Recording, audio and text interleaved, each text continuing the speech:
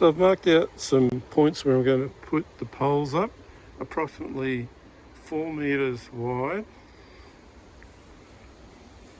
and about 6 metres long, big enough so I can fit the 10 by 10 bird netting, as well as have some down the side obviously, and a double at the back so the ball doesn't go through. Even if there's a slight hole, it won't go through. So I've got my poles ready to go, I've got my guy ropes ready to go, got the pegs in, pegs all set to go.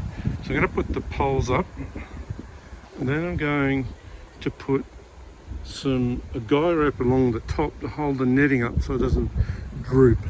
So I'm going to do that now and then I'll come back. Okay, so I've got my poles up.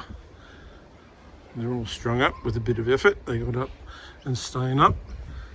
I've also put some rope along the top to hold the netting so it doesn't droop down too much. So I've strung that along the top of the poles. These are just old tent poles I've got. Some old tent guy ropes I used. So this is all strung up along the top.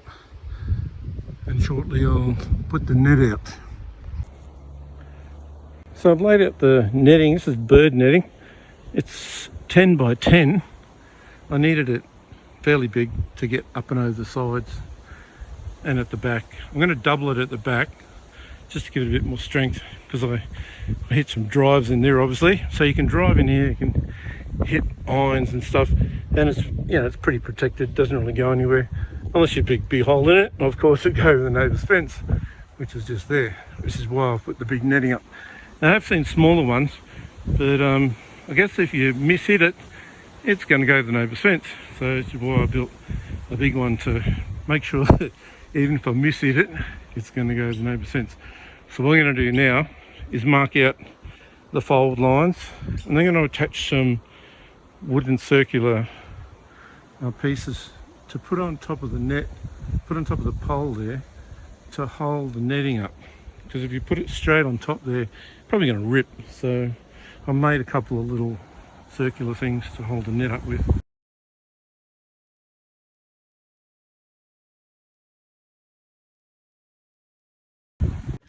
So I've made some of these little round things to attach to the netting, and then I'm going to put it one underneath and one on top, and then put it on top of the pole.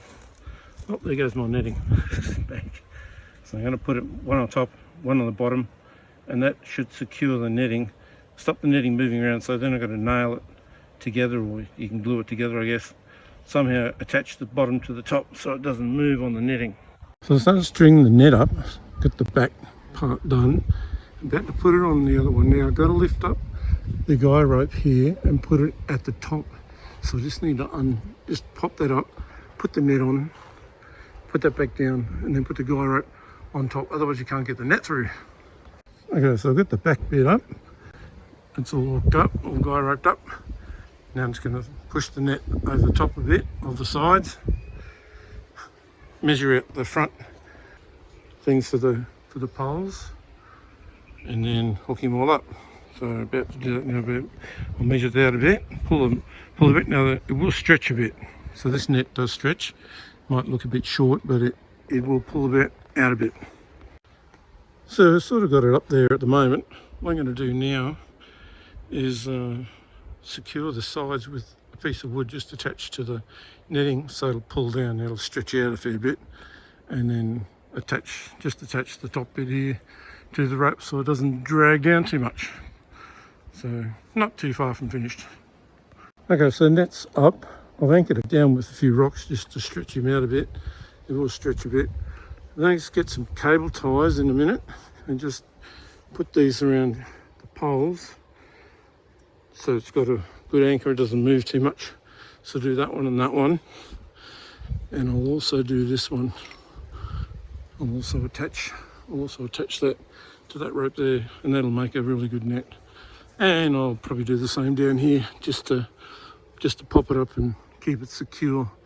See, that bit's fallen down. I probably should have put it over a bit further, which I might do in a minute, and then I'll just secure it.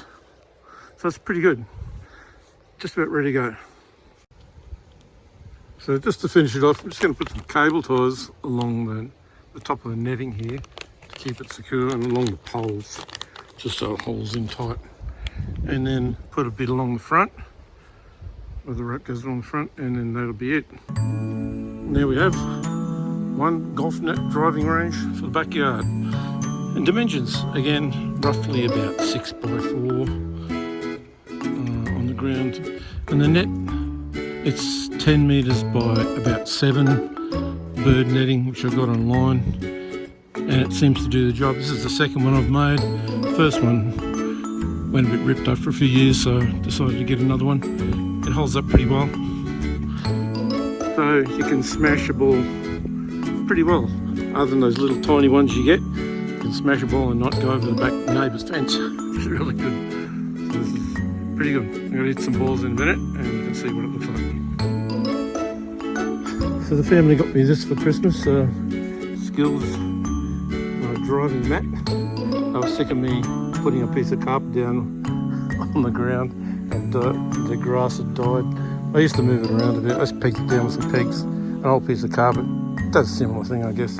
This one's a bit more fancy, got a few rubber things, so I'll try and hit some balls.